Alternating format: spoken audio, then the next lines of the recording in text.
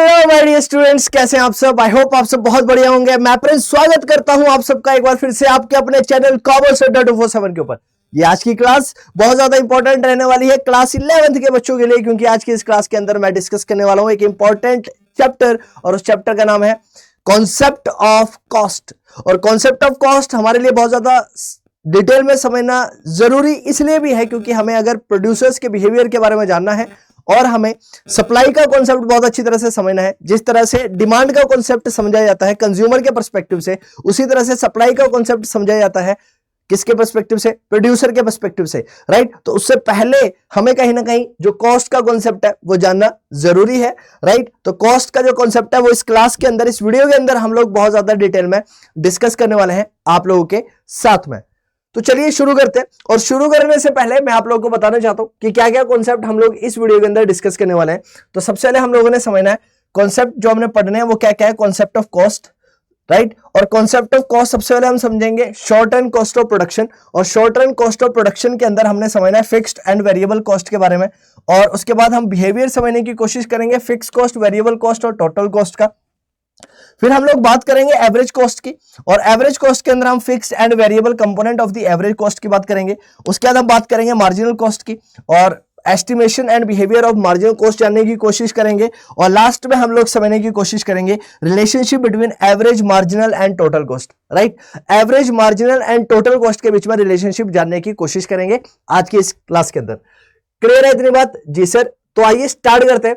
और सबसे पहले हमारे पास क्या आता है? सबसे पहले हमारे पास आता है concept of cost, right. Cost का कॉन्सेप्ट क्या कहता है? तो आप लोगों को कहीं ना कहीं मैंने पिछले वीडियोस के अंदर बताया कि सर आउटपुट के लिए हमें किस चीज की रिक्वायरमेंट होती है, इनपुट की रिक्वायरमेंट होती है। तो हम क्या कहता है कि अगर हमें गुड्स को प्रोड्यूस करना है, क्या करना है, अगर हमें गुड्स को प्रोड्यूस करना है तो फर्म्स को किस चीज की रिक्वायरमेंट पड़ेगी, इनपुट की रिक्वायरमेंट पड़ने वाली है। तो क्या कहता है, in order to produce goods, goods को प्रोड्यूस करने के लिए एक फर्म्स को रिक्वायरमेंट होती है किसकी, इनपुट्स की। और जनरली जो इनपुट्स हैं उन इनपुट्स को हम लोग जो है वो दो कैटेगरी के अंदर क्या कर सकते हैं, बाइफरकेट कर सकते हैं। यानी कि दो तरह के इनपुट्स जो है वो जनरली देखने को मिल सकते हैं, या फिर दो तरह के इनपुट्स जो है वो हमारे हो सकते हैं। और इनपुट जो कैटेगरी में डिफाइंड होते हैं वो कौन कौन से हैं? सबसे पहले हम बात करते हैं फैक्टर्स इनपुट्स की, और फैक्टरी इनपुट्स के अंदर हमारे जनरली आते हैं फैक्टर्स ऑफ प्रोडक्शंस। और फैक्टर्स ऑफ प्रोडक्शंस हमारे पास कितने टाइप के हो सकते हैं? 4 टाइप के हो सकते हैं। और वो कौन कौन से होते हैं? एक हमारे पास आती है लैंड, एक हमारे पास आती है लेबर, एक हमारे पास आती है कैपिटल, और एक हमारे पास आती है एंटरप्रेन्योरशिप। और इन्हें क्या बोला जाता है? इन्हें बोला जाता है फैक्टर्स ऑफ प्रोडक्शंस। क्या बोला जाता है? फैक्टर्स ऑफ प्रोडक्शन बोला जाता है। क्लियर है जी। और दूसरा हमारे पास आता है नॉन फैक्टर इनपुट्स, और नॉन फैक्टर इनपुट की कैटेगरी में हमारे क्या आते हैं? हमारे पास आता है रॉ मटेरियल्स। क्या आते हैं? Raw materials. क्लियर है? देखिए, तो मैंने आप लोगों को क्या समझाया कि जब हम बात करते हैं किसकी, प्रोडक्शन की, किसकी बात करते हैं? प्रोडक्शन की। तो अगर मुझे मान लो प्रोडक्शन के अंदर जनरली किसकी बात होने वाली है? गुड्स एंड सर्विसेज को प्रोड्यूस करने की। और जब गुड्स एंड सर्विसेज को प्रोड्यूस करने की मैं बात करने वाला हूं, तो गुड्स एंड सर्विसेज को प्रोड्यूस करने के लिए मुझे दो तरह के इनपुट्स की रिक्वायरमेंट हो सकती है। दो तरह के इनपुट देखे जा सकते हैं गुड्स एंड सर्विसेज को प्रोड्यूस करते टाइम पर। सबसे पहले अगर बात की जाती है तो एक हमारे पास फैक्टर इनपुट्स होते हैं, और दूसरा हमारा नॉन फैक्टर इनपुट्स होते हैं। फैक्टर इनपुट्स का मतलब है जो हमारे फैक्टर्स ऑफ प्रोडक्शन है, राइट। एक हमें हमारे फैक्टर्स ऑफ प्रोडक्शन की जरूरत होती है गुड्स एंड सर्विसेज को प्रोड्यूस करने के लिए, और दूसरा हमें रिक्वायरमेंट होती है नॉन फैक्टर्स की। नॉन फैक्टर्स के अंदर हमारा आता है जैसे कि रॉ मटेरियल्स, राइट। अगर मान लो मुझे किसी भी गुड्स एंड सर्विसेज, गुड्स को बनाना है, तो गुड्स को बनाने के लिए मुझे किस चीज की रिक्वायरमेंट पड़ेगी? मुझे रिक्वायरमेंट पड़ने वाली है रॉ मटेरियल की। तो जो रॉ मटेरियल वो कैसा फैक्टर है? वो एक नॉन फैक्टर इनपुट जो है वो हमारा रहने वाला है। तो क्या कहता है, तो जनरली अब इन फैक्टर्स ऑफ प्रोडक्शंस के लिए एक प्रोड्यूसर को क्या करना पड़ता है? एक्सपेंसेस करने पड़ते हैं, राइट। एक्सपेंडिचर्स जो है वो प्रोड्यूसर्स के द्वारा क्या किए जाते हैं इन फैक्टर्स ऑफ प्रोडक्शंस के ऊपर और नॉन फैक्टर्स ऑफ प्रोडक्शंस के ऊपर। तो देखो क्या कहता है, कॉस्ट का मतलब क्या होता है, राइट। कॉस्ट का मतलब जनरली होता क्या है? तो कहता है cost refer to the expenditure. Cost का मतलब क्या है? एक्सपेंडिचर है, जो बेसिकली इनकर्ड किया जाता है किसके द्वारा? प्रोड्यूसर के द्वारा। तो कॉस्ट क्या है? खर्चे है। एक्सपेंडिचर का मतलब क्या होता है? खर्चा। जो खर्चा बेसिकली इनकर्ड किया जाता है किसके द्वारा? प्रोड्यूसर के द्वारा। तो जो खर्चे बेसिकली प्रोड्यूसर के द्वारा किए जाए, राइट, उनको क्या बोला जाता है? कॉस्ट बोला जाता है। तो कॉस्ट का मतलब सिंपल से सेंस में क्या हुआ? तो आप लोग याद रखेंगे कि कॉस्ट का मतलब हुआ सर आप लोगों का एक्सपेंडिचर। क्या होता है कॉस्ट का मतलब? कॉस्ट का मतलब होता है आप लोगों का एक्सपेंडिचर। क्लियर है इतनी बात? जी सर, क्लियर है इतनी बात। और ये जो एक्सपेंडिचर है, कहता है ये जो खर्चे हैं ये दो तरह के हो सकते हैं। तो आपकी कॉस्ट जो है वो दो तरह की हो सकती है। एक आपके पास एक्सप्लिसिट कॉस्ट हो सकती है, और एक आपके पास हो सकती है इम्प्लिसिट कॉस्ट। कौन सी हो सकती है? Implicit cost. ये दो तरह की कॉस्ट जो है वो आप लोगों की देखने के लिए मिलती है। तो क्या बोलता है? तो cost basically refers to the expenditure incurred by, right, incurred by producer. और वो कौन कौन से हो सकते हैं? एक एक्सप्लिसिट हो सकता है और एक इम्प्लिसिट हो सकता है, right. And the factors as well as unknown factor input for a given output of a commodity, right. अगर मैं क्या कहता है सिंपल सी सेंस में कि अगर मुझे फैक्टर और नॉन फैक्टर इनपुट्स की बात करनी है तो इन फैक्टर्स और नॉन फैक्टर्स इनपुट्स के ऊपर जो खर्चे किए जाएंगे वो जनरली दो तरह के हो सकते हैं। एक हमारे पास एक्सप्लिसिट कॉस्ट हो सकती है और एक हमारे पास क्या हो सकती है? इम्प्लिसिट कॉस्ट हो सकती है, या फिर एक्सप्लिसिट कॉस्ट और इम्प्लिसिट कॉस्ट के फॉर्म में हमारे एक्सपेंडिचर्स जो है वो कवर किए जाते हैं। तो अगर मैं जनरली बात करता हूं, किसकी बात करता हूं? एक्सप्लिसिट और इम्प्लिसिट कॉस्ट की बात करता हूं, तो इन दोनों को समझना बहुत ज्यादा इंपॉर्टेंट है ताकि हमें कॉस्ट का कॉन्सेप्ट बहुत अच्छी तरह से समझ में आ सके। तो यहां पर क्या बोला जाता है? एक्सप्लिसिट एंड इम्प्लिसिट कॉस्ट की अगर मैं बात करता हूं तो इसका मतलब क्या है? तो कहता है all input may not be purchase from the market. सारे के सारे इनपुट्स को हम लोग मार्केट से खरीद रहे ऐसा जरूरी नहीं है। कुछ इनपुट्स प्रोड्यूसर्स के पास खुद भी होते हैं, राइट। वो खुद भी उनको क्या कर सकते हैं, उसके पर्सनली भी अवेलेबल है तो वो उनको क्या कर देता है? अप्लाई कर देता है, उनको यूज कर लेता है, राइट। तो सारे के सारे जो हमारे फैक्टर्स हैं उनको, सारे के सारे जो इनपुट्स हैं उनको हम बाहर से खरीदे, मार्केट से लेके आए ऐसा जरूरी नहीं है, ये बोला गया है। क्या कहता है? प्रोड्यूसर में use some self owned inputs को, कुछ उसके पास सेल्फ ओन्ड इनपुट है तो उन्हें क्या कर सकता है? वो यूज कर सकता है। एग्जाम्पल के तौर पर कहता है instead of hiring workers from the market producer में use his family labour, right. Likewise a producer में use his own land instead of taking it on lease, right. तो हो क्या सकता है? देखो हमारे पास जो फैक्टर्स ऑफ प्रोडक्शन है वो कितने होते हैं? चार होते हैं। एक होता है लैंड, एक होता है लेबर, एक होता है कैपिटल, और चौथा होता है हमारे पास एंटरप्रेन्योरशिप, राइट। तो क्या कहता है कि सारे के सारे फैक्टर्स ऑफ प्रोडक्शंस या फिर सारे के सारे फैक्टर्स जो है वो हम मार्केट से लेके आए, या फिर सारे के सारे जो इनपुट्स हैं वो हम मार्केट से लेके आए, या फिर प्रोड्यूसर मार्केट से लेके आए, ऐसा जरूरी नहीं है। ऐसा भी हो सकता है कि कुछ जो इनपुट्स हैं वो उसके पास क्या हो, हाउस होल्ड के अंदर ही हो, तो उन्हें भी क्या कर सकता है? वो यूज कर सकता है। तो यहां पर ये बोला गया है, एग्जांपल के तौर पर यहां पर बताया गया है कि एक जो प्रोड्यूसर है वो यूज कर सकता है सेल्फ ओन्ड इनपुट्स को, राइट। जैसे कि इंस्टेड ऑफ हायरिंग वर्कर्स को हायर करने के बजाय हो सकता है कि उसके पास ही क्या हो, वर्कर्स हो, राइट। उसके फैमिली मेंबर्स है, उनको भी क्या कर सकता है? वो यूज कर सकता है। और राइट साथ ही साथ में ये कहता है कि हो सकता है कि उसके पास लैंड भी क्या हो, उसके पास अवेलेबल हो, राइट। तो लैंड अगर उसके पास अवेलेबल है तो जरूरी नहीं है कि वो मार्केट से क्या करेगा? लैंड को परचेज करेगा लीज के ऊपर, क्योंकि उसके ऊपर उसको क्या करना पड़ेगा? रेंट देना पड़ेगा। तो वो बात भी यहां पर देखी गई है। तो क्या कहता है यहां पर? कहता है expenditure incurred by the producer on the purchase of the input from the market is called explicit cost. तो यहां पर ध्यान से समझ लो, एक्सप्लिसिट कॉस्ट का मतलब क्या है? एक्सप्लिसिट कॉस्ट का मतलब होता है जो खर्चे किसके द्वारा किए जाते हैं? एक प्रोड्यूसर के द्वारा।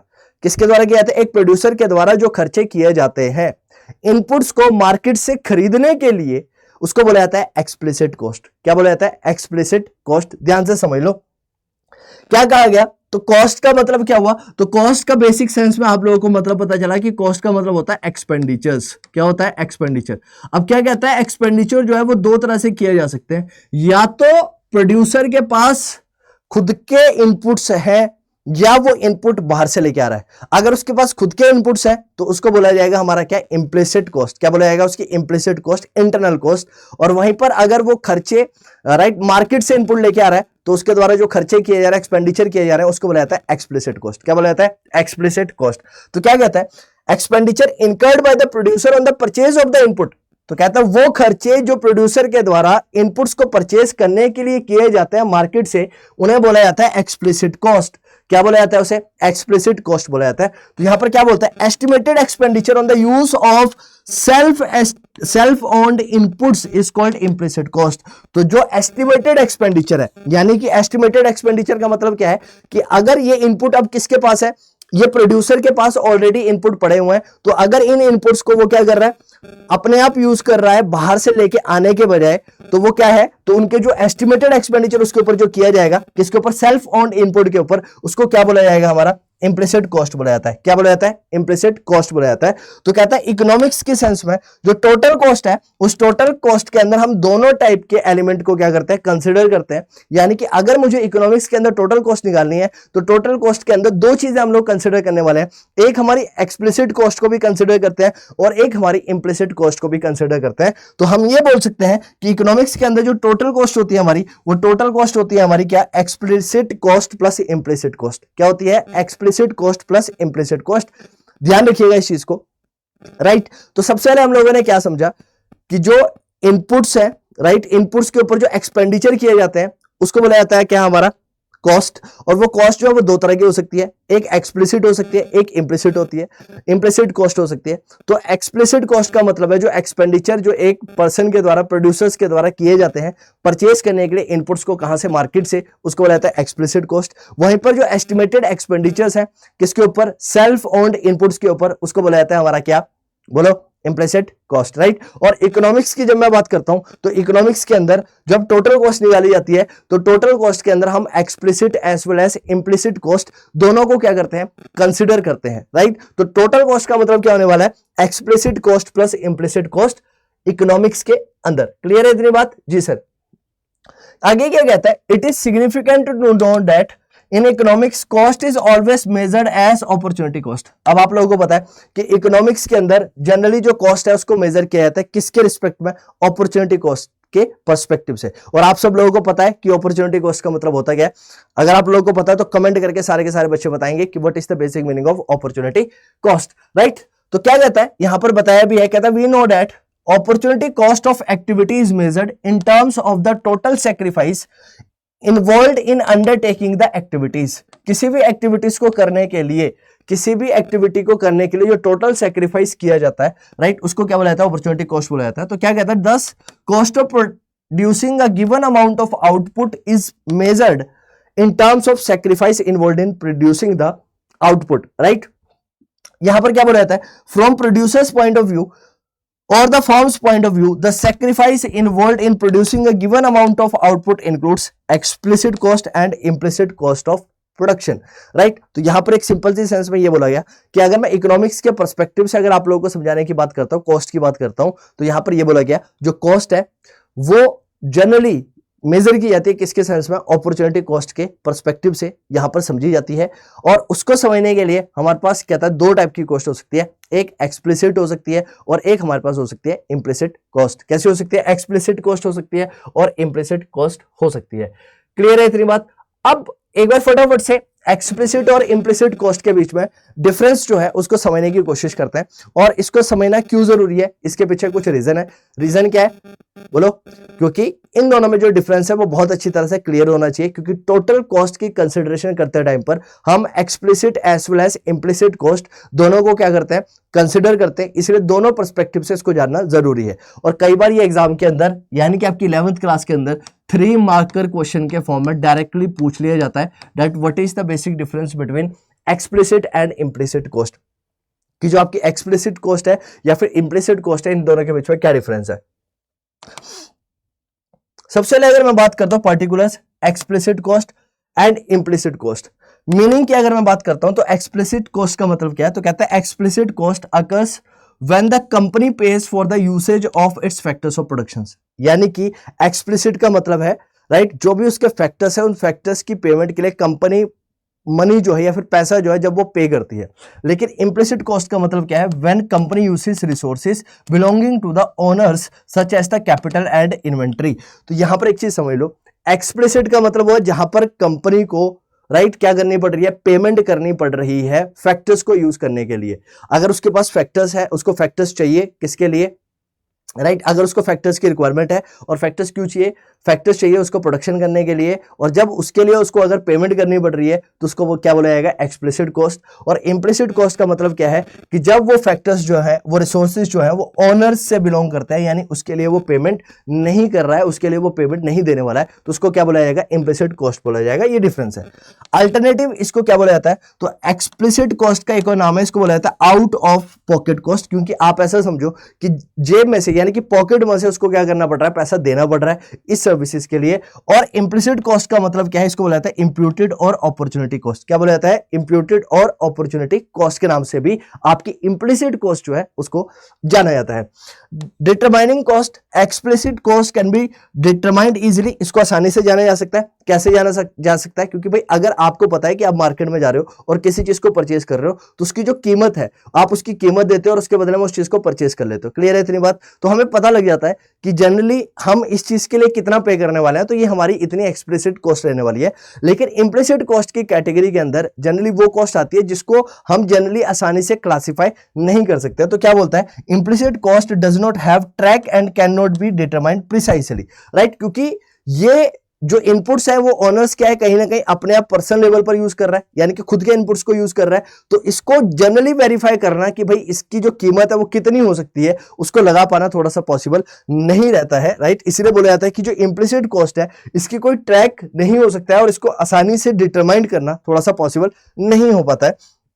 प्रॉफिट को कैसे कैलकुलेट किया जाता है, कैलकुलेशन ऑफ प्रॉफिट कैसे रहता है, तो क्या कहता है, explicit cost assist in calculating both accounting profit as well as economic profit, यानी कि एक्सप्लिसिट कॉस्ट की मदद से आप अकाउंटिंग और इकोनॉमिक प्रॉफिट दोनों निकाल सकते हो। क्योंकि अकाउंट्स के अंदर भी आप लोग क्या करते हो, जनरली क्या करते हो, मनी मेजरमेंट कॉन्सेप्ट को यूज करते हो कि भाई हर चीजों को किसके सेंस में मेजर किया जाएगा, मनी के पर्सपेक्टिव से मेजर किया जाएगा। तो जिन ट्रांजेक्शन्स को मनी के फॉर्म में किया जाता है आप उनको बुक्स ऑफ अकाउंट्स में रिकॉर्ड करते हो और जो नहीं होती है उनको आप रिकॉर्ड नहीं करते हो, राइट?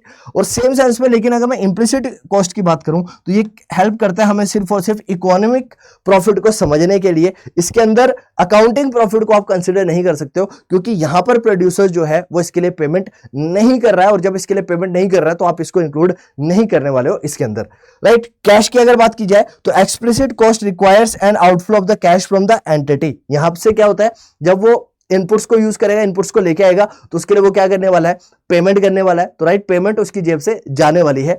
लेकिन अगर मैं इम्प्लिसिट कॉस्ट की बात करूं तो यहां पर आउटफ्लो ऑफ द कैश जो है वो देखा नहीं जाता, यानी कि आउटफ्लो ऑफ कैश नहीं देखा जाता है किसके अंदर, इम्प्लिसिट कॉस्ट की कैटेगरी के अंदर। क्लियर है इतनी बात? जी सर। अब हम बात करेंगे किसकी, selling cost and production cost की, राइट? हमारे पास दो तरह की कॉस्ट होती है, एक हमारे पास सेलिंग कॉस्ट होती है और एक हमारे पास प्रोडक्शन कॉस्ट होती है, राइट? सेलिंग कॉस्ट का मतलब क्या होता है, देखो सिंपल सी सेंस में आप समझ लो, सेलिंग का मतलब क्या होता है, किसी चीज को बेचना। जब बेचने के लिए किसी के लिए कॉस्ट अगर की जाए तो उसको बोला जाता है सेलिंग कॉस्ट। प्रोडक्शन कॉस्ट का मतलब है कि जब आप किसी चीज को प्रोड्यूस करते हो, राइट? आपको मान लो कोई गुड्स प्रोड्यूस करनी है तो उसको प्रोड्यूस करने के लिए आपके द्वारा जो कॉस्ट पे की जा रही है उसको बोला जाएगा प्रोडक्शन कॉस्ट। लेकिन जब हम 12th क्लास की बात करते हैं तो 12th क्लास के अंदर हम सेलिंग कॉस्ट के बारे में बहुत ज्यादा डिटेल में नहीं समझते हैं, बल्कि हम सिर्फ और सिर्फ सारे के सारे कॉन्सेप्ट को समझने की कोशिश करते हैं प्रोडक्शन कॉस्ट के पर्सपेक्टिव से। यानी कि पूरा का पूरा कॉन्सेप्ट जो है वो प्रोडक्शन कॉस्ट के पर्सपेक्टिव से क्या किया जाता है, जाना जाता है। तो अगर मैं सेलिंग कॉस्ट की बात करता हूं तो इसका मतलब क्या है, सबसे पहले ये समझ लेते हैं। कहता है sir selling cost basically refers to the expenditures. क्या आता है इसके अंदर भी, कॉस्ट है तो कॉस्ट का मतलब क्या हुआ बेटा, एक्सपेंडिचर। तो ये कैसा है, कहता है ये एक एक्सपेंडिचर है जो इनकर्ड किया जाता है किसके द्वारा, प्रोड्यूसर के द्वारा, to promote sale of the commodity. Example expenditure on advertisement, right? तो क्या कहता है सेलिंग कॉस्ट का मतलब क्या है, सेलिंग का मतलब होता है बेचना। तो किसी चीज को बेचने के लिए जब एक प्रोड्यूसर के द्वारा एक्सपेंस किया जाए तो उसको बोला जाता है सेलिंग कॉस्ट, राइट? तो सेलिंग कॉस्ट का मतलब क्या है कि जब एक प्रोड्यूसर के द्वारा किसी चीज को बेचना, प्रमोट करने के लिए जब एक्सपेंडिचर किया जाए तो उसको बोला जाएगा सेलिंग कॉस्ट। एग्जांपल के तौर पर जैसे मान लो अगर मैं बात करता हूं एक मोबाइल फोन की, अब एक मोबाइल फोन को मैंने बनाया, अब बनाकर जो मैंने उस मोबाइल फोन को तैयार किया वो मेरी प्रोडक्शन कॉस्ट है, क्योंकि उसको बनाना, उसको तैयार करना, उसके लिए जो कॉस्ट लगी वो मेरी प्रोडक्शन कॉस्ट है। लेकिन अगर मुझे इस प्रोडक्ट को ज्यादा से ज्यादा लोगों तक पहुंचाना है तो उसके लिए मुझे क्या करनी पड़ेगी, एडवर्टीजमेंट करनी पड़ेगी। लेकिन देखो अगर मेरे पास, अगर मान लो मुझे इस प्रोडक्ट को बेचना था, राइट? तो बेचने का पर्सपेक्टिव अलग है कि ज्यादा से ज्यादा लोगों तक पहुंच सकूं, इसके लिए मैं एडवर्टाइजमेंट कर रहा हूं, तो मेरी ये कैसी कॉस्ट हुई, सेलिंग कॉस्ट हुई। लेकिन अगर मैं चाहूं तो ये प्रोडक्ट अगर मान लो नहीं ज्यादा से ज्यादा लोगों तक अगर मान लो इसकी एडवर्टाइजमेंट ना करवाऊं तो भी तो ये बनकर तैयार हो चुका है ना, इसके पीछे जो कॉस्ट है वो ऑलरेडी कहीं ना कहीं लगकर तैयार हो चुकी है, लग चुकी है, तो हमारी प्रोडक्शन कॉस्ट है। तो सेलिंग कॉस्ट का मतलब क्या है, सेलिंग कॉस्ट जनरली उस एक्सपेंडिचर को कंसिडर करता है जो किसके द्वारा किया जाता है, प्रोड्यूसर के द्वारा किया जाता है, ताकि वो सेल को ज्यादा से ज्यादा क्या कर सके, प्रमोट कर सके, यानी कि ज्यादा से ज्यादा वो प्रॉफिट को मैक्सिमाइज कर सके, क्योंकि जितना ज्यादा वो चीजों को बेचेगा उतना ज्यादा उसका प्रॉफिट जो होगा वो मैक्सिमाइज होगा। और इसका जो एग्जांपल है वो एग्जांपल है इसके अंदर एक्सपेंडिचर ऑन एडवर्टाइजमेंट। एडवर्टाइजमेंट के ऊपर जो वो खर्चा करता है उस एक्सपेंडिचर को हम किसके अंदर डालते हैं, सेलिंग कॉस्ट के अंदर डालते हैं। लेकिन अगर मैं प्रोडक्शन कॉस्ट की बात करता हूं तो प्रोडक्शन कॉस्ट बेसिकली रेफर करता है उस एक्सपेंडिचर को जो इनकर्ड किया जाता है किसके द्वारा, प्रोड्यूसर के द्वारा, एक्सप्लिसिटली और implicitly on the input for the producing a goods, inputs for producing a given level of output, right. एक गिवन लेवल ऑफ आउटपुट को प्रोड्यूस करने के लिए, यानी कि एक लेवल ऑफ आउटपुट को प्रोड्यूस करने के लिए जो प्रोड्यूसर के द्वारा खर्चा किया जाए, यानी किसी चीज को बनाने के लिए जो उसके द्वारा खर्चा किया जाए, उस कॉस्ट को हम जनरली कंसिडर करने की कोशिश करते हैं प्रोडक्शन कॉस्ट के अंदर। तो क्या कहता है, production cost basically refers to the expenditures. क्या आता है इसके अंदर, उस एक्सपेंडिचर की बात करते हैं जो अकर किया जाता है, इनकर किया जाता है किसके द्वारा, प्रोड्यूसर्स के द्वारा, राइट। किस चीज के लिए, एक्सप्लिसिटली एंड इम्प्लिसिटली, यानी कि भाई out of the pocket cost और हमारी अपॉर्चुनिटी कॉस्ट, दोनों को कंसीडर करते हैं यहां पर, right, for producing a given level of output, यानी कि एक गिवन लेवल ऑफ आउटपुट को प्रोड्यूस करने के लिए जो खर्चा किया जा रहा है, एक्सपेंडिचर किया जा रहा है किसके द्वारा, प्रोड्यूसर के द्वारा, तो उसको बोला जाएगा हमारा क्या, प्रोडक्शन कॉस्ट। क्या बोला जाएगा, प्रोडक्शन कॉस्ट। और जब आप 12th क्लास में आते हो तो 12th क्लास के अंदर सिर्फ और सिर्फ आप पढ़ते हो प्रोडक्शन कॉस्ट के बारे में। किसके बारे में पढ़ते हो आप, सिर्फ और सिर्फ प्रोडक्शन कॉस्ट के बारे में ही पढ़ते हो। इसके अलावा कोई और चीज आप यहां पर डिस्कस नहीं करते हो या फिर स्टडी नहीं करते हो। अब अगर मैं इन प्रोडक्शन कॉस्ट की बात करूं तो प्रोडक्शन कॉस्ट को समझने के लिए तो हमने जनरली दो फेजेस पढ़े थे, एक हमने शॉर्ट रन के बारे में बात करी थी और एक हम लोगों ने लॉन्ग रन के बारे में बात करी थी। तो सबसे पहले हम बात करेंगे शॉर्ट रन कॉस्ट की। और शॉर्ट रन कॉस्ट के अंदर आपको पता है कि हमारे पास दो तरह के वेरिएबल्स होते हैं, एक हमारे पास फिक्स्ड वेरिएबल्स होते हैं और एक हमारे पास फिक्स्ड कॉस्ट होती है और एक हमारे पास वेरिएबल कॉस्ट होती है लॉन्ग रन के अंदर, है ना। शॉर्ट रन के अंदर हमारी क्या रहती है, एक फिक्स कॉस्ट होती है और एक हमारे पास वेरिएबल कॉस्ट होती है। लेकिन लॉन्ग रन के अंदर फिक्स कॉस्ट नाम का कोई भी कॉन्सेप्ट नहीं होता है, क्योंकि वहां पर सारे के सारे जो कॉस्ट है वो कैसी हो जाती है, वेरिएबल कॉस्ट हो जाती है। तो यहां पर क्या बोलता है, कहता है शॉर्ट रन का मतलब क्या है। सबसे पहले तो ये समझ लेते हैं, और ये आप लोगों ने समझा भी होगा, बताया भी है इसे ऑलरेडी, मैंने ऑलरेडी इसके बारे में ऑलरेडी डिस्कस किया हुआ है कि शॉर्ट रन का मतलब क्या है। शॉर्ट रन के अंदर जनरली हम उस पीरियड ऑफ टाइम की बात कर रहे हैं during which some factors are fixed and some are variable. यहां पर कुछ फैक्टर्स जो है वो फिक्स रहते हैं और कुछ फैक्टर्स जो होते हैं वो वेरिएबल होते हैं। यानी कि यहां पर आप सिंपल सी सेंस में ऐसा समझ लो कि यहां पर आप की जो कॉस्ट है वो फिक्स भी रहने वाली है और वेरिएबल भी रहने वाली है, राइट। तो हम लोगों ने जैसे कि पिछली क्लास के अंदर डिटेल में समझा था रिटर्न टू फैक्टर्स के अंदर, राइट। वहां पर हमने क्या जाना था, जैसे कि हमने लैंड जो थी उसको क्या रखा था, फिक्स रखा था, राइट। और जो हमारा वेरिएबल था वो क्या था, हमारी लेबर थी। जो लेबर था, लेबर जो फैक्टर था हमारा वो कैसा था, वेरिएबल था। लेकिन जो हमारी लैंड थी वो कैसा वेरिएबल था, एक फिक्स वेरिएबल था, राइट। तो अकॉर्डिंगली अगर मैं बात करता हूं तो शॉर्ट रन कॉस्ट के दो कंपोनेंट है। कितने हैं, दो कंपोनेंट है। एक सबसे पहले हमारे पास आती है फिक्स कॉस्ट और एक हमारे पास आती है वेरिएबल कॉस्ट। फिक्स कॉस्ट का मतलब क्या है, referring to an expenditure on the fix factor, right. तो फिक्स कॉस्ट का मतलब क्या है, वो एक्सपेंडिचर जो जनरली किया जाता है किसके ऊपर, फिक्स फैक्टर्स के ऊपर। और वेरिएबल कॉस्ट के अंदर अगर मैं बात करता हूं तो इसके अंदर बात की जाती है उन एक्सपेंडिचर की जो किसके ऊपर किया जाता है, वेरिएबल फैक्टर्स के ऊपर किया जाता है। किसके ऊपर किया जाता है, वेरिएबल फैक्टर्स के ऊपर, राइट। क्लियर है इतनी बात, जी सर। तो हम लोगों ने क्या समझा कि अगर मैं शॉर्ट रन कॉस्ट की बात करता हूं तो शॉर्ट रन कॉस्ट के अंदर जनरली, राइट, हम कंसीडर करते हैं सबसे पहले बात शॉर्ट रन की बात करते हैं, शॉर्ट रन पीरियड की बात करते हैं। और शॉर्ट रन पीरियड का मतलब है जहां पर कुछ फैक्टर्स होंगे वो वेरिएबल्स होंगे और कुछ फैक्टर्स जो होंगे वो फिक्स होंगे। और फिक्स वेरिएबल्स के फिक्स जो हमारे फैक्टर्स होंगे उनके ऊपर फिक्स कॉस्ट अगर होगी और जो वेरिएबल होंगे उनके ऊपर वेरिएबल कॉस्ट होने वाली है। और हमने समझा कि जो हमारी फिक्स कॉस्ट होती है वो फिक्स कॉस्ट का मतलब क्या होता है, फिक्स कॉस्ट के अंदर हम जनरली उन एक्सपेंडिचर्स को कंसिडर करते हैं। किसको कंसिडर करते हैं, उन एक्सपेंडिचर्स को कंसिडर करते हैं जो कैसे होते हैं, फिक्स नेचर के रहते हैं, जो फिक्स फैक्टर्स के ऊपर किए जाते हैं। वहीं पर अगर मैं वेरिएबल फैक्टर्स की बात करता हूं तो वेरिएबल फैक्टर्स के ऊपर जनरली उन एक्सपेंडिचर्स को कंसीडर किया जाता है जो कि वेरिएबल्स होते हैं, राइट। और अगर मैं टोटल कॉस्ट की बात करता हूं तो मेरे प्यारे बच्चों जो टोटल कॉस्ट है वो दो तरह, तो हमारी टोटल कॉस्ट जो वो कैसे निकल सकती है कि अगर मैं टोटल फिक्स कॉस्ट में टोटल वेरिएबल कॉस्ट को क्या कर देता हूं, जोड़ देता हूं। तो जब मेरी टोटल फिक्स कॉस्ट के अंदर टोटल वेरिएबल कॉस्ट को क्या कर दिया जाए, ऐड कर दिया जाए, तो मैं बोल सकता हूं कि मेरी जो टोटल कॉस्ट है वो निकाली जा सकती है, राइट। और यहां पर टीसी का मतलब क्या है, टोटल कॉस्ट, और टीएफसी का मतलब है टोटल फिक्स कॉस्ट और टोटल वेरिएबल कॉस्ट।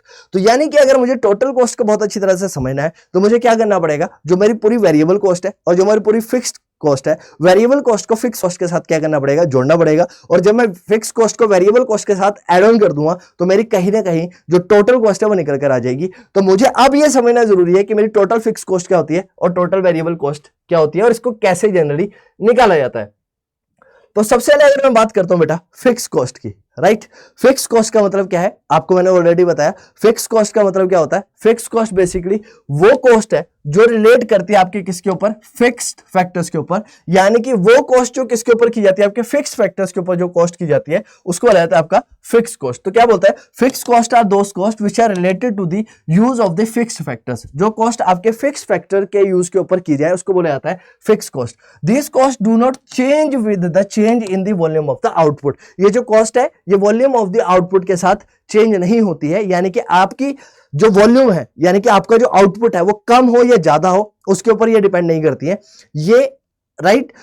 ये कैसी होती है, फिक्स नेचर की होती है। यानी कि अगर आपकी वॉल्यूम चाहे 100 यूनिट है चाहे 1000 यूनिट है, लेकिन आपको ये फिक्स कॉस्ट जो है ये आपको बियर करनी पड़ेगी, देनी ही पड़ेगी, राइट, उसकी बात होती है। तो क्या कहता है, fix cost are incurred even when output is zero. Fix cost तब भी होती है आपकी जब आपका आउटपुट जीरो होता है, अगर आपका आउटपुट निकल के नहीं आता है। एग्जांपल के तौर पर आप ऐसा समझो, मान लो आप एक बिल्डिंग जो है उसे रेंट पर लेते हैं, राइट। आप मान लो उसके ऊपर अभी किसी भी तरह के प्रोडक्शन नहीं करते हैं और राइट आपने उसको क्या करना है, उसके ऊपर रेंट देना है। तो आपने अगर मान लो पूरे मंथ में उसके ऊपर किसी भी तरह की प्रोडक्शन नहीं करी, तब भी आपको उसके ऊपर रेंट देना पड़ेगा, चाहे आपका आउटपुट जीरो है। अगर आपका आउटपुट जो है वो 1 लाख यूनिट का भी हो जाए, तब भी आपको उसके ऊपर क्या करना पड़ेगा, उतना ही रेंट देना पड़ेगा जितना आप 0 यूनिट के ऊपर दे रहे थे। तो सिंपल सेंस में हम लोगों ने क्या समझा कि फिक्स कॉस्ट का मतलब होता है वो कॉस्ट जो बेसिकली रिलेट करती है आपके फिक्स फैक्टर्स के ऊपर, और ये कॉस्ट आपकी चेंज नहीं होती है वॉल्यूम के साथ चेंज होने के साथ साथ। फिक्स कॉस्ट इनकर की जाती है इवन तब जब आपके जो आउटपुट है वो क्या है, जीरो है। अब कहता है let us take an illustration, एक एग्जांपल के साथ इसे समझते हैं। In a carpet manufacturing firm a machine is installed as a fixed factor, right. अब आपने क्या करा, एक कारपेट मेकिंग कंपनी है, वो क्या कर रही है, उसके अंदर एक मशीन लगती है और वो मशीन कैसी है, फिक्स फैक्टर है। कैसा फैक्टर है वो, फिक्स्ड फैक्टर है, राइट। तो क्या यहां पर कहता है let us assume that it can make 6 carpet a day, और ये एक दिन में 6 कारपेट बना सकती है। And that the cost of hiring the machine is 500 per day, और जो कॉस्ट है हायर करने की वो कितनी है, 500 रुपए पर दिन की है। Obviously 500 per day is the fixed cost that the producer has to incur even no carpet is made in a day. Between 0 to 6 carpet a day, a fixed cost would remain 500, right. Simple से sense में हम लोगों ने क्या समझा, इसको एक example के साथ इस सिचुएशन को हम लोगों ने समझने की कोशिश करी, जानने की कोशिश करी। तो मैंने आप लोगों को क्या समझाया, राइट, कि फिक्स कॉस्ट का मतलब क्या है कि आपका आउटपुट चाहे जीरो है चाहे आपका आउटपुट एक लेवल तक है, आपको ये कॉस्ट बियर करनी पड़ेगी। एग्जांपल के तौर पर मैंने यहां पर बताया कि आपकी एक कारपेट इंडस्ट्री है, उस कारपेट मैन्युफैक्चरिंग इंडस्ट्री से, तो उस इंडस्ट्री के अंदर आप एक दिन के अंदर 6 कारपेट बनाते हैं। तो आप उसके अंदर चाहे, और एक दिन की जो आपकी कॉस्ट है वो 500 रुपए है उस मशीन के ऊपर, तो आप चाहे 0 यूनिट प्रोड्यूस करो चाहे आप 6 यूनिट प्रोड्यूस करो, राइट, आपको 500 रुपीज की जो कॉस्ट है वो देनी ही पड़ेगी। इसीलिए इसको क्या बोला जाता है, फिक्स कॉस्ट बोला जाता है। आगे क्या कहता है, these cost are also called supplementary cost. याद रखिएगा जो फिक्स कॉस्ट है उसका दूसरा नाम क्या है, सप्लीमेंट्री कॉस्ट है, और ओवरहेड कॉस्ट है, और इनडायरेक्ट कॉस्ट भी इसको बोला जाता है। तो याद रखिएगा इसको कैसा नाम दिया जाता है, इसको बोला जाता है सप्लीमेंट्री कॉस्ट, ओवरहेड कॉस्ट और इनडायरेक्ट कॉस्ट, इसके नाम से जाना जाता है। कहां पर फिक्स कॉस्ट जो है वो जनरली हो सकती है, सबसे पहले बोला जाता है expenditure on land and building. Land and building के ऊपर अगर आप खर्चा करते हो तो वो आपकी एक्सप्लिसिट फिक्स कॉस्ट है। आप लाइसेंस फीस देते हो, फिक्स कॉस्ट है। वेजेस और सैलरीज दे रहे हो परमानेंट स्टाफ को, वो भी क्या है, फिक्स कॉस्ट है। और एक्सपेंडिचर अगर आप कर रहे हो मशीन्स और प्लांट के ऊपर, मशीन्स एंड प्लांट्स के ऊपर अगर आप एक्सपेंडिचर कर रहे हो तो वो भी कैसी कॉस्ट है, फिक्स कॉस्ट आपकी रहती है इस सिनेरियो के अंदर। अब फिक्स कॉस्ट समझ लेते हैं। देखो आपके आउटपुट कितना है, अगर आप कारपेट वाला एग्जांपल आपका लिया, तो अगर आप टोटल अगर आउटपुट जो है, राइट, आपका आउटपुट 1 था तब भी आपकी टोटल फिक्स कॉस्ट थी वो कितनी थी, 20 थी। आपका आउटपुट 2 हुआ तो भी आपकी फिक्स कॉस्ट 20 थी। आपका आउटपुट 3 हुआ तब भी आपकी फिक्स कॉस्ट 20 थी। आपका आउटपुट 4 हुआ तब भी फिक्स कॉस्ट 20 थी। आपका आउटपुट 5 हुआ तब भी फिक्स कॉस्ट 20 थी। आपका आउटपुट 6 हुआ तब भी आपकी फिक्स कॉस्ट कितनी थी, 20 थी। तो इसका मतलब क्या है, अगर मैं इसका कर्व बनाने की कोशिश करूं तो यहां पर अगर मैं आउटपुट रखता हूं और यहां पर मेरी कॉस्ट रखता हूं, तो यहां पर आप लोग एक समझेंगे, मान लो ये जो लेवल है ये कितना, कॉस्ट जो यहां पर 20 है, यहां पर आउटपुट कितना 0 है। आउटपुट 0 से बढ़कर कितना हुआ बच्चे, यहां पर मान लो 1 हुआ, यहां पर आउटपुट जो आपका वो 2 हुआ, और इसी तरह से आपका जो आउटपुट है यहां पर हो गया 6। कितना आउटपुट हो गया, यहां पर 6 आउटपुट आपका यहां पर हो गया, राइट। तो अब जब आपका आउटपुट 1 यूनिट था तब भी आप कितना पे कर रहे थे, तब भी आप 20 रुपए पे कर रहे हो। जब आउटपुट आपका 0 था तब भी आपने 20 रुपए पे करे। जब आपका आउटपुट 2 यूनिट हुआ तब भी आपने 20 रुपए पे करे। और जब आउटपुट आपका 6 रुपीज हुआ तब भी आपने 20 रुपए पे करे। इसका मतलब इसका जो कर्व है, इसका जो ग्राफ है वो कुछ इस तरह से बनने वाला है। तो आपकी ये क्या निकल कर आएगी, ये टोटल निकल कर आएगी आपकी टोटल फिक्स कॉस्ट। ये क्या होगा, आपका टोटल फिक्स कॉस्ट होगा, राइट। कैसी होगी, टोटल फिक्स कॉस्ट होगी आपकी इस तरह से। इसका जो ग्राफ है वो इस तरह से आने वाला है।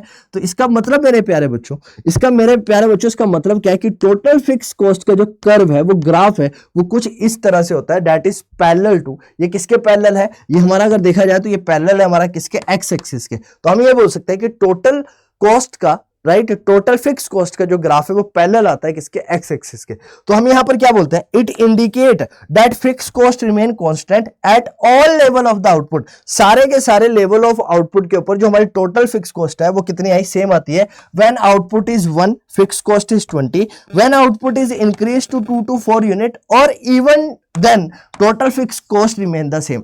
फिर भी आपकी जो फिक्स कॉस्ट जो है वो क्या रहती है, सेम रहती है इस सिनेरियो के अंदर। क्लियर है इतनी बात? जी सर क्लियर है इतनी बात। अब आगे समझते हैं क्या, fix cost and fix factors of production, right. Fix cost and fix factors of production के बारे में जानने की कोशिश करते हैं कि इसका मतलब जनरली होता क्या है। आइए इसको समझने की कोशिश यहां पर करते हैं। तो क्या कहता है sir, fix cost refers to the expenditure incurred by the producer on the fixed factors of the production, right। आप लोगों को पता है फिक्स कॉस्ट का मतलब क्या है। मैंने आपको बताया कि कॉस्ट का मेरे प्यारे बच्चों जनरल साइंस में मतलब क्या होता है, कॉस्ट का मतलब हुआ क्या, एक्सपेंडिचर। क्या होता है कॉस्ट का मतलब, कॉस्ट का मतलब होता है सर एक्सपेंडिचर। तो ये कैसा एक्सपेंडिचर है, तो कहता है सर ये वो एक्सपेंडिचर है जो इनकर किया जाता है किसके द्वारा, प्रोड्यूसर के द्वारा। किसके ऊपर, फिक्स्ड फैक्टर्स के ऊपर। तो जो फिक्स फैक्टर्स के ऊपर प्रोड्यूसर के द्वारा जो एक्सपेंडिचर किया जाता है उसको बोला जाता है फिक्स कॉस्ट, राइट। एग्जाम्पल के तौर पर हमने बोला प्लांट एंड मशीनरी। तो हम डेफिनेशन से क्या समझते हैं, the application of these factors can not be changed during the short period. Short period यानी कि वो जो टाइम पीरियड है, वो टाइम फ्रेम है, जिस टाइम पीरियड के दौरान या फिर जिस टाइम फ्रेम के दौरान जो हमारे फैक्टर्स है, राइट, उनको क्या नहीं किया जा सकता, चेंज किया जा सकता है। तो वो पीरियड क्या रहता है, हमारा शॉर्ट पीरियड रहता है। तो short period is the period of time which is too short to change the application of the fix factors, right. तो शॉर्ट पीरियड का मतलब क्या होता है, देखो समझो, शॉर्ट पीरियड का मतलब क्या होता है, शॉर्ट पीरियड का मतलब ये है कि ये इतना कम समय होता है कि आपके जो फिक्स फैक्टर्स है, राइट, जो फिक्स्ड फैक्टर्स है, इन फिक्स्ड फैक्टर्स के ऊपर जो कॉस्ट अगर की जा रही है उसको क्या नहीं किया जा सकता है, चेंज किया जा सकता है। तो यानी कि फिक्स्ड फैक्टर्स के ऊपर जो कॉस्ट है उसको चेंज कर पाना यहां पर पॉसिबल नहीं होता है। ये टाइम पीरियड जो रहता है बहुत छोटा रहता है इसके दौरान। लेकिन मेरे प्यारे बच्चों आगे चल के आप पढ़ोगे कि लॉन्ग पीरियड के अंदर, किसके अंदर बेटा, लॉन्ग पीरियड के अंदर आप एक चीज जानने की कोशिश करोगे कि कोई भी आपका फैक्टर्स ऑफ प्रोडक्शन जो है वो क्या नहीं रहता है, वो फिक्स नहीं रहता है, बल्कि सारे के सारे आपके जो फैक्टर्स हैं वो क्या हो जाते हैं, वो सारे के सारे फैक्टर्स आपके आ जाते हैं वेरिएबल्स। क्या हो जाते हैं, आपके सारे के सारे फैक्टर्स वेरिएबल हो जाएंगे। यानी कि लॉन्ग रन के अंदर आपके पास फिक्स्ड फैक्टर्स के नाम का कोई भी कॉन्सेप्ट नहीं होता है, सारे फैक्टर्स आपके क्या हो जाते हैं, वेरिएबल्स होते हैं। देयरफॉर फिक्स फैक्टर्स या फिर fix cost are constant cost of the short period, right. ये कैसी कॉस्ट है, कांस्टेंट कॉस्ट है शॉर्ट पीरियड के अंदर, शॉर्ट ड्यूरेशन के अंदर। Since fix factors are purchased before production actually starts, fix cost are incurred even when output is zero, right. Fix cost आपकी तब भी होगी जब बेशक आपका जो आउटपुट है वो उस दौरान पे क्या हो, जीरो हो, राइट। तो हम लोगों ने यहां पर क्या कंक्लूड करा, हमने एक बेसिक सी चीज जानने की कोशिश करी कि अगर आप लोगों का आउटपुट अगर जीरो भी है, अगर आप लोगों का आउटपुट क्या है, जीरो है, लेकिन आप लोगों को फिर भी क्या करनी पड़ेगी, यानी कि आउट लोगों का मतलब यहां पर क्या है, प्रोड्यूसर को फिर भी क्या करनी पड़ेगी, यहां पर फिक्स कॉस्ट बियर करनी पड़ेगी। क्या करनी पड़ेगी, फिक्स कॉस्ट यहां पर बियर करनी पड़ेगी। क्लियर है इतनी बात? जी सर क्लियर है इतनी बात। नेक्स्ट हमारे पास आता है वेरिएबल कॉस्ट। नेक्स्ट टॉपिक क्या है हमारे पास, वेरिएबल कॉस्ट। और वेरिएबल कॉस्ट का मतलब क्या होता है, राइट। तो क्या कहता है, variable cost are those cost which are related to the use of the variable factors. यानी कि वेरिएबल कॉस्ट जो है, राइट, ये जो वेरिएबल कॉस्ट का कॉन्सेप्ट है, किसका कॉन्सेप्ट है, वेरिएबल कॉस्ट का जो कॉन्सेप्ट है, ये वेरिएबल कॉस्ट का जो कॉन्सेप्ट है वो बेसिकली रिलेट करता है किसके साथ में, वेरिएबल फैक्टर्स के साथ में। किसके साथ में करता है, वेरिएबल फैक्टर्स के साथ में। और लॉन्ग रन के अंदर हमारे पास सारे के सारे जो फैक्टर्स होते हैं वो कैसे होते हैं, वेरिएबल होते हैं। कोई भी फैक्टर्स हमारे पास क्या नहीं होता है, वहां पर फिक्स नहीं होता है। तो कहता है variable cost refer to the expenditure. क्या कहता है, ये वेरिएबल कॉस्ट का मतलब क्या है, एक्सपेंडिचर जो इनकर किया जा रहा है किसके द्वारा, प्रोड्यूसर के द्वारा, किसके ऊपर, वेरिएबल फैक्टर्स ऑफ प्रोडक्शंस के ऊपर। तो जो एक्सपेंडिचर प्रोड्यूसर के द्वारा वेरिएबल फैक्टर्स ऑफ प्रोडक्शंस के ऊपर किया जा रहा है उसे बोला जाएगा वेरिएबल कॉस्ट। तो हमने क्या समझा था, फिक्स कॉस्ट का मतलब है एक्सपेंडिचर जो प्रोड्यूसर के द्वारा किया जा रहा है फिक्स्ड फैक्टर्स ऑफ प्रोडक्शंस के ऊपर। वेरिएबल कॉस्ट का मतलब है एक्सपेंडिचर जो किसके द्वारा किया जा रहा है, प्रोड्यूसर के द्वारा किया जा रहा है किसके ऊपर, फिक्स्ड फैक्टर्स ऑफ प्रोडक्शंस के ऊपर। राइट, आगे क्या कहता है, this cost change with the change in the volume of the output. ये बहुत इंपॉर्टेंट है, fix cost volume of output के ऊपर डिपेंड नहीं करती है। वॉल्यूम ऑफ आउटपुट के ऊपर क्या नहीं करती है, डिपेंड नहीं करती है। आउटपुट चाहे जीरो हो, एग्जांपल के तौर पर वहां पर समझा आउटपुट जीरो था, चाहे आउटपुट 6 यूनिट का था, फिक्स कॉस्ट सेम थी। As output increases this cost also get increases and the output decreases, these costs are also decreased. When output is zero, these costs are also zero, right? ये जो cost होती है वो क्या होती है, वो भी जीरो होती है। आउटपुट अगर जीरो है तो कॉस्ट भी जीरो होगी। आउटपुट बढ़ेगा तो वेरिएबल कॉस्ट भी आप लोगों की बढ़ेगी, आउटपुट कम होगा तो वेरिएबल कॉस्ट भी आप लोगों की कम होगी। क्लियर है इतनी बात? जी सर। अब जनरली इन जो कॉस्ट का है, इन कॉस्ट को क्या बोला जाता है, इन कॉस्ट को प्राइम कॉस्ट या फिर डायरेक्ट कॉस्ट बोला जाता है। कैसी कॉस्ट बोला जाता है, प्राइम कॉस्ट या फिर डायरेक्ट कॉस्ट बोला जाता है। और प्राइम कॉस्ट या फिर डायरेक्ट कॉस्ट क्यों बोला जाता है, क्योंकि ये कॉस्ट डायरेक्टली रिलेट कर रही है आपकी गुड्स के ऊपर, राइट, जिसको बनाया जा रहा है उसके ऊपर कहीं ना कहीं इंपैक्ट डाल रही है डायरेक्टली। तो क्या कहता है, कहां कहां पर जनरली आपकी वेरिएबल कॉस्ट होती है, तो सबसे पहले जैसे कि आपके रॉ मटेरियल की कॉस्ट है, कैसी है, वेरिएबल। ज्यादा प्रोड्यूस करोगे तो ज्यादा रॉ मटेरियल चाहिए होगा, और जब ज्यादा रॉ मटेरियल चाहिए तो इसका मतलब ज्यादा कॉस्ट करनी पड़ेगी। Wages of casual workers, right, casual worker का मतलब जो दिहाड़ियों के बेसिस पर काम करते हैं या फिर प्रोडक्ट के बेसिस पर काम कर रहे हैं, कि अगर आप 1 यूनिट बनाओगे तो हम आपको 2 रुपए देंगे, 2 बनाओगे तो 4 देंगे, तो भाई ज्यादा बनवाओगे तो ज्यादा देने पड़ेंगे। एक्सपेंसेस ऑन इलेक्ट्रिसिटी कैसा है, वेरिएबल कॉस्ट है। ज्यादा यूनिट कंज्यूम होगी तो ज्यादा कॉस्ट आएगी, कम यूनिट कंज्यूम होगी तो कम कॉस्ट आएगी। Wear and tear expenses, right, wear and tear expenses यानी कि मशीन्स को ज्यादा यूज करोगे तो ज्यादा वियर एंड टीयर एक्सपेंसेस देने पड़ेंगे। मशीन अगर कम यूज हो रही है, कम यूटिलाइज हो रही है, तो कम वियर एंड टीयर एक्सपेंसेस आप लोगों को यहां पर देखने को मिलने वाले हैं। अगर मैं इसके ग्राफ की बात करूं तो इसका ग्राफ जो है वो किस तरह से बनता है, देखो, जब आपका आउटपुट 1 यूनिट का था तो आपका टोटल वेरिएबल कॉस्ट 30 थी। आपका जब आउटपुट बढ़ा 2 हुआ तो आपकी वेरिएबल कॉस्ट 45 हुई, 3 हुआ तो आपका वेरिएबल कॉस्ट 55 हुई, 4 हुआ तो आपका वेरिएबल कॉस्ट 75 हुई, 5 यूनिट आपने बनाई तो आपकी वेरिएबल कॉस्ट 110 हुई, और 6 यूनिट आपने बनाई तो आपकी वेरिएबल कॉस्ट 165 हो गई। अगर मैंने इसको पुट करने की कोशिश करी और मैंने ये बोला कि ये हमारा क्या है, आउटपुट है, और ये मेरी क्या है बेटा, कॉस्ट है, तो अगर मैंने इसके बेसिस पर इसका कर्व बनाने की कोशिश करी तो इसका कर्व कुछ इस तरह से निकल कर आता है। मान लो बेटा ये फर्स्ट यूनिट है, फर्स्ट यूनिट के ऊपर जो प्राइस था वो कितना था, 35 था, 30 था। उसके बाद बेटा मान लो जो हमारा सेकंड आउटपुट है वहां पर जो हमारा प्राइस था, कॉस्ट था, वो कितना हुआ, 45 हुआ। थर्ड के ऊपर हमारा जो कॉस्ट है वो कितने निकल कर आई, 55 निकल कर आई। उसके बाद हमारी जो कॉस्ट है फोर्थ यूनिट के ऊपर वो कितने निकल कर आई, 75 निकल कर आई। उसके बाद हमारी जो कॉस्ट है वो कितने निकल कर आई, वो निकल कर आई 110। उसके बाद हमारी जो है वो कितने निकल कर आई, 175।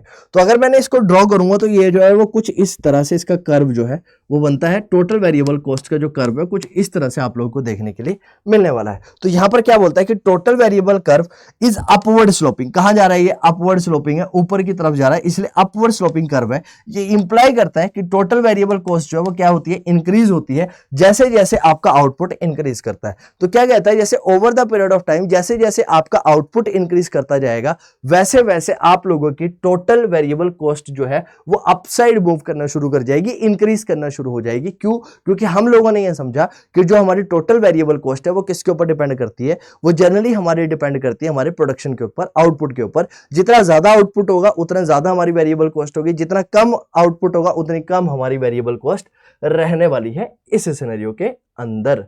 क्लियर है इतनी बात? जी सर क्लियर है इतनी बात। और इतनी बात अगर आप लोगों को क्लियर है तो अब समझ लेते हैं दोनों के बीच में डिफरेंस कि आपके फिक्स कॉस्ट और वेरिएबल कॉस्ट में क्या डिफरेंस होता है। और ये क्वेश्चन इंपॉर्टेंट है, कई बार आप लोगों का ये क्वेश्चन 3 मार्कर के फॉर्म में पूछ लिया जाता है, राइट, इंपॉर्टेंट है, ध्यान से समझ लो। कहता है fix cost and variable cost. Fix cost का मतलब क्या है, this cost are independent of output, output का कोई लेना देना नहीं है, लेकिन ये लेवल ऑफ आउटपुट के ऊपर डिपेंड करती है। More output mean more variable cost, right, more output means same और fixed cost. In fix cost के सिनेरियो में same output means same cost, right. अगर मैं बात करता हूं फिक्स कॉस्ट की, this are cost of fix factor, ये फिक्स फैक्टर्स के ऊपर पे की जाती है, ये कॉस्ट हमारी पे जाती है किसके ऊपर, वेरिएबल फैक्टर्स के ऊपर। दिस कॉस्ट एग्जिस्ट और arise even at zero level of output, यानी कि जीरो लेवल ऑफ आउटपुट, यानी कि आउटपुट जीरो भी है फिर भी आपकी कुछ ना कुछ फिक्स कॉस्ट होगी। लेकिन वेरिएबल कॉस्ट जो है वो तभी होगी जब आपके पास ज्यादा, राइट, ज्यादा क्या होगा, जीरो आउटपुट होगा तो आपकी वेरिएबल कॉस्ट नहीं होगी, और अगर जीरो आउटपुट नहीं होंगे तो आपकी वेरिएबल कॉस्ट होगी। This cost become zero at zero level of output. ये कॉस्ट जीरो होती है कहां पर, जहां पर अगर आपका जीरो लेवल ऑफ आउटपुट है। नेक्स्ट क्या कहता है, These costs are found only in the short run। मैंने आपको बताया ऑलरेडी कि फिक्स कॉस्ट सिर्फ और सिर्फ शॉर्ट रन का कॉन्सेप्ट है।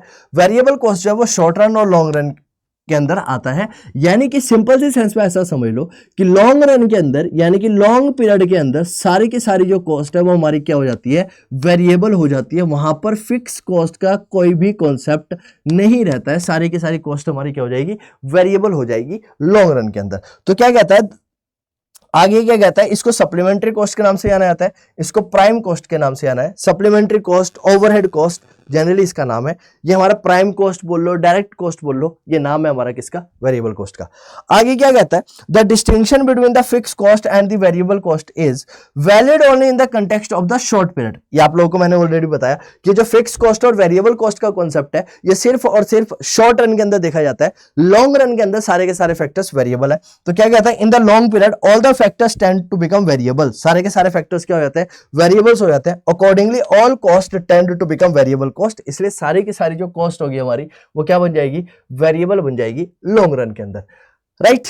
अब क्या कहता है, फिक्स कॉस्ट, वेरिएबल कॉस्ट और टोटल कॉस्ट, राइट, इनकी शेप कैसी होगी टोटल कॉस्ट की, और एग्रीगेट टोटल फैक्टर कॉस्ट और टोटल वेरिएबल कॉस्ट का जो वो कैसे निकाला जाता है। देखो पहली चीज तो ये समझ लो, क्या समझनी है कि सर अगर मैंने टोटल कॉस्ट की बात करी तो टोटल कॉस्ट का मतलब क्या था, तो मैंने आप लोगों को बताया था कि टोटल कॉस्ट का बेसिकली मतलब होता है total variable cost plus total fix cost. क्या होता है, total variable cost plus total fix cost क्या हो जाएगी, मेरी टोटल कॉस्ट आ जाएगी। तो टोटल कॉस्ट देखो, टोटल फिक्स कॉस्ट कितनी है यहाँ पर 20, टोटल वेरिएबल कॉस्ट कितनी है 30, तो हमारी टोटल कॉस्ट आई 50।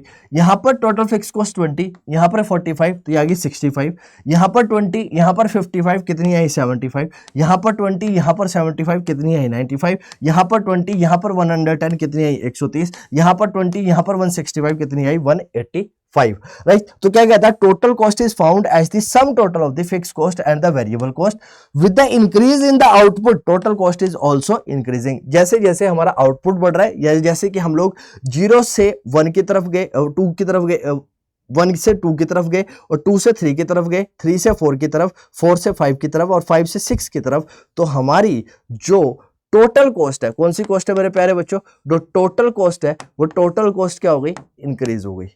क्या हो गई, इंक्रीज होगी। तो total cost increase with increase in the production. तो यहां पर क्या बोलता है, when output is 0 total cost is 50 and so on. वैसे वैसे आपकी total cost over the period of time, जैसे जैसे आप लोगों का आउटपुट बढ़ेगा आपकी टोटल कॉस्ट भी क्या करती चली जाएगी, इंक्रीज करती चली जाएगी आगे होते होते, राइट। अब कर्व देख लेते हैं कि इसका ग्राफ जो है वो कैसा बनता है, राइट। टोटल फिक्स कॉस्ट का कर्व हमारा कुछ इस तरह से था, राइट। टोटल वेरिएबल कॉस्ट का जो कर्व था वो हमारा कुछ इस तरह से था। ये हम लोगों ने पढ़ा, ये हम लोगों ने जाना, क्लियर है इतनी बात। अब ध्यान से समझ लो, राइट। आपकी टोटल कॉस्ट जो है वो कभी भी 0 नहीं हो सकती है। क्यों नहीं हो सकती है, टोटल कॉस्ट का मतलब होता है आपका total fix cost plus total variable cost, right. आपकी टोटल वेरिएबल कॉस्ट, इवन जब आपका टोटल आउटपुट जो है वो 0 है तब भी आपकी वेरिएबल कॉस्ट मान लो 0 हो सकती है, लेकिन आपकी कुछ ना कुछ जो आपकी total cost, total fix cost है वो कुछ ना कुछ रहेगी। दिए गए सिनेरियो के अंदर मान लो आपका आउटपुट 0 भी है तो वेरिएबल कॉस्ट मान लेते हैं कि 0 है, लेकिन टोटल फिक्स कॉस्ट आपकी फिर भी 20 यूनिट है। और अगर ये 20 यूनिट है तो हमने मान लिया कि वो 20 यूनिट ये वाला पॉइंट है, तो यहां पर ये 20 यूनिट्स है। अब क्या हुआ, जैसे ही आपका आउटपुट 1 यूनिट हुआ तो आपकी टोटल फिक्स कॉस्ट तो 20 थी, लेकिन टोटल वेरिएबल कॉस्ट आपकी कितनी होगी, 30 होगी। तो जो आपकी टोटल कॉस्ट निकल कर आई वो कितनी निकल कर आई, 50 निकल कर आई। और 50 की अगर मैं बात करूंगा तो कुछ यहां पर सिनेरियो निकल कर आएगा। सेम सेंस पर जो हमारी जो कॉस्ट है वो यहां पर निकल कर आती है टोटल कॉस्ट, और टोटल कॉस्ट का जो कर्व है कुछ इस तरह से आप लोगों को देखने के लिए मिलने वाला है। क्लियर है इतनी बात? यस और नो? जी सर क्लियर है इतनी बात। बहुत अच्छी तरह से हमें यह चीज समझ में आ गई। तो हम लोगों ने यहां पर क्या समझा, हम लोगों ने जाना कि total cost, right, total fix cost और टोटल हमारी जो वेरिएबल कॉस्ट है, इसका जो ग्राफ है, इसका जो कर्व है वो किस तरह से बनाया जा सकता है, या फिर इसका जो कर्व है वो किस तरह से देखा जा सकता है। अगला कॉन्सेप्ट हमारे पास आता है average cost and shape of the average cost curve, right. तो सबसे पहले इंपॉर्टेंट बात समझ लो कि अगर मुझे एवरेज कॉस्ट निकालनी है तो एवरेज कॉस्ट कैसे निकाली जाती है। तो एवरेज कॉस्ट देखो कैसे निकलती है। तो एवरेज कॉस्ट आपकी निकलती है टोटल कॉस्ट को जब मैं आपके आउटपुट से डिवाइड कर देता हूं, यानी कि क्वांटिटी से डिवाइड कर देता हूं। सिंपल सी सेंस में समझ लो, अगर मुझे एवरेज कॉस्ट निकालनी है तो एवरेज कॉस्ट निकलेगी आपकी क्या, total cost divided by quantity, right. Total cost को जब मैं क्वांटिटी से डिवाइड कर दूंगा तो मेरी एवरेज कॉस्ट निकल कर आ जाएगी। सेम सेंस पर अगर मुझे एवरेज फिक्स कॉस्ट निकालनी है तो मुझे टोटल फिक्स कॉस्ट को डिवाइड करना पड़ेगा किससे, क्वांटिटी से। सेम सेंस पर अगर मुझे एवरेज वेरिएबल कॉस्ट निकालनी है तो मुझे टोटल वेरिएबल कॉस्ट को डिवाइड करना पड़ेगा क्यू से। किससे डिवाइड करना पड़ेगा, क्यू से डिवाइड करना पड़ेगा। तो क्या कहता है, cost per unit of output is called average cost. देखो क्या कहता है, cost per unit of output, right. Per unit of output का मतलब क्यों, क्योंकि यहां पर आप क्या कर रहे हो, टोटल आउटपुट से डिवाइड कर रहे हो। किससे डिवाइड कर रहे हो, टोटल आउटपुट से डिवाइड कर रहे हो, किसे, अपनी टोटल कॉस्ट को। तो इसलिए हमने क्या बोला हमने कि cost per unit of output. तो हमें अगर एवरेज कॉस्ट चाहिए तो इसका मतलब क्या, कॉस्ट किसकी, पर यूनिट ऑफ आउटपुट, यानी कि एक यूनिट ऑफ आउटपुट की जो कॉस्ट है उसको बोला जाता है आपकी एवरेज कॉस्ट, उसको रहता है एवरेज कॉस्ट। और इसको क्या बोला जाता है, it is also called unit cost of production, यानी कि एक यूनिट को प्रोड्यूस करने की क्या कॉस्ट आ रही है उसको बोला जाता है आपका एवरेज कॉस्ट, राइट। तो एवरेज कॉस्ट कैसे निकली हमारी, टोटल कॉस्ट को जब मैंने क्यू से डिवाइड कर दिया तो मेरी एवरेज कॉस्ट आ गई। सेम सेंस पर एवरेज कॉस्ट क्या है हमारी, सम total of the average fix cost and the average variable cost है। यानी कि अगर मुझे एवरेज कॉस्ट निकालनी है तो मुझे क्या करना पड़ेगा, एवरेज फिक्स कॉस्ट में एवरेज वेरिएबल कॉस्ट को ऐड करना पड़ेगा। उसी तरह से जिस तरह से मैंने टोटल कॉस्ट निकालते टाइम पर टोटल फिक्स कॉस्ट को टोटल वेरिएबल कॉस्ट को क्या किया था, ऐड ऑन किया था, राइट। तो अगर मुझे एवरेज फिक्स कॉस्ट की बात करनी है तो एवरेज फिक्स कॉस्ट का मतलब क्या होता है, ये फिक्स कॉस्ट है हमारी पर यूनिट ऑफ आउटपुट, यानी कि जो हमारी fix cost I per unit of output के ऊपर, उसको हमने बोल दिया एवरेज फिक्स कॉस्ट। क्या बोल दिया हम लोगों ने, एवरेज फिक्स कॉस्ट बोल दिया। और एवरेज फिक्स कॉस्ट कैसे निकलने वाली है, एवरेज फिक्स कॉस्ट मेरी आने वाली है कैसे, टोटल फिक्स कॉस्ट को अगर मैं डिवाइड कर दूंगा किससे, क्वांटिटी से, तो मैंने निकल कर आ जाएगी average fix cost. Same sense पर अगर मैं एवरेज वेरिएबल कॉस्ट की बात करूंगा तो इसका मतलब क्या है, कि आता है वेरिएबल कॉस्ट। क्या है ये, variable cost per unit of output, यानी कि एक ऐसी वेरिएबल कॉस्ट जो हमारी पर यूनिट ऑफ आउटपुट निकलती है उसको हम लोग बोलते हैं क्या, एवरेज वेरिएबल कॉस्ट। और एवरेज वेरिएबल कॉस्ट कैसे निकलती है, एवरेज वेरिएबल कॉस्ट निकलती है हमारी टोटल वेरिएबल कॉस्ट को, जब अगर मुझे एवरेज वेरिएबल कॉस्ट निकालनी है तो वो कैसे निकलने वाली है, average variable cost is equal to total variable cost divided by quantity या फिर आउटपुट। तो हमारी आ जाएगी एवरेज वेरिएबल कॉस्ट, राइट। अब फटाफट से मेरे प्यारे बच्चों यहां देख लेते हैं, राइट। यहां पर देखते हैं और यहां पर मैं आपको समझाने की कोशिश करता हूं। तो हमारी ये क्या है, टोटल कॉस्ट है, ये हमारी टोटल फिक्स कॉस्ट है और ये हमारी टोटल वेरिएबल कॉस्ट है। अगर मैं इस सिनेरियो के अंदर निकालने की कोशिश करता हूं किसको, एवरेज कॉस्ट को, किसको निकालता हूं, एवरेज कॉस्ट को। और यहीं पर अगर मैं मान लो किसको निकालने की कोशिश करता हूं, एवरेज फिक्स कॉस्ट को निकालने की कोशिश करता हूं, तो वो कैसे निकलेगी। तो एवरेज कॉस्ट कैसे निकलेगी, total cost divided bye output, right. Total cost को जब मैं आउटपुट से डिवाइड कर दूंगा तो मैं यहां पर क्या निकाल लूंगा, अपनी क्या निकाल लूंगा, पर यूनिट कॉस्ट निकाल लूंगा। अगर एवरेज कॉस्ट की बात करूं तो इस सिनेरियो के अंदर क्या रहेगा, अगर मैं टोटल कॉस्ट की बात करूं तो टोटल कॉस्ट मेरी 185 है और मेरा जो आउटपुट है वो कितना 6 है, तो मेरा यहां पर टोटल कॉस्ट निकल कर आ जाएगी, राइट। अगर मुझे उसी सेंस में एवरेज फिक्स कॉस्ट निकालनी है तो एवरेज फिक्स कॉस्ट किस तरह से आने वाली है, टोटल फिक्स कॉस्ट को जब मैं डिवाइड कर दूंगा किससे, आपके आउटपुट से, और टोटल फिक्स कॉस्ट यहां पर कितनी है, राइट, यहां पर है 120, कितनी है 120, और जब मैं 120 को आपका डिवाइड कर दूंगा किससे, आउटपुट से, कितना है 6, तो मेरी कितनी आ जाएगी यहां पर एवरेज फिक्स कॉस्ट आ जाएगी 20, कितनी आ जाएगी 20। क्लियर है इतनी बात या नहीं है, समझ में आया सबको इतनी बात या नहीं समझ में आई? आई होप आप सब लोगों को ये समझ में आया होगा। इसके बाद एक छोटा सा कॉन्सेप्ट होता है मार्जिनल कॉस्ट का, जिसको मैंने यहां पर नहीं बताया क्योंकि मार्जिनल कॉस्ट से रिलेटेड ऑलरेडी मैं चीजें बहुत ज्यादा डिटेल में इससे प्रीवियस वाली वीडियो में काफी ज्यादा डिटेल में डिस्कस कर चुका हूं कि मार्जिनल कॉस्ट का जनरल सेंस में मतलब क्या होता है और मार्जिनल कॉस्ट जो है वो कैसे निकाली जाती है। क्लियर है इतनी बात? आई होप आप सब लोगों को ये कॉन्सेप्ट बहुत अच्छी तरह से समझ में आया होगा। और वीडियो वाइंड अप करने से पहले मैं आप लोगों को बता देता हूं कि आप सब लोगों के लिए ऑलरेडी क्लासेस जो है वो चलाई गई हैं, तो आप लोग चाहे तो उन क्लासेस को देख सकते हैं ताकि आप सारे के सारे कॉन्सेप्ट को बहुत अच्छी तरह से समझ सके। तो आप लोगों ने आज की इस क्लास के अंदर क्या समझा? आज की इस क्लास के अंदर आप लोगों ने एक बहुत इंपॉर्टेंट और बहुत इंटरेस्टिंग टॉपिक जानने की कोशिश करी और उस टॉपिक का नाम था कॉन्सेप्ट ऑफ कॉस्ट। तो कॉस्ट का मतलब आज की क्लास में आपको समझ में आया होगा कि कॉस्ट का सिंपल सी सेंस में मतलब होता है एक्सपेंडिचर। क्या होता है? एक्सपेंडिचर। जो एक्सपेंडिचर किया जाता है किसके ऊपर किया जाता है, राइट, किसके ऊपर किया जाता है? किसी भी गुड्स और सर्विसेज को प्रोड्यूस करने के लिए।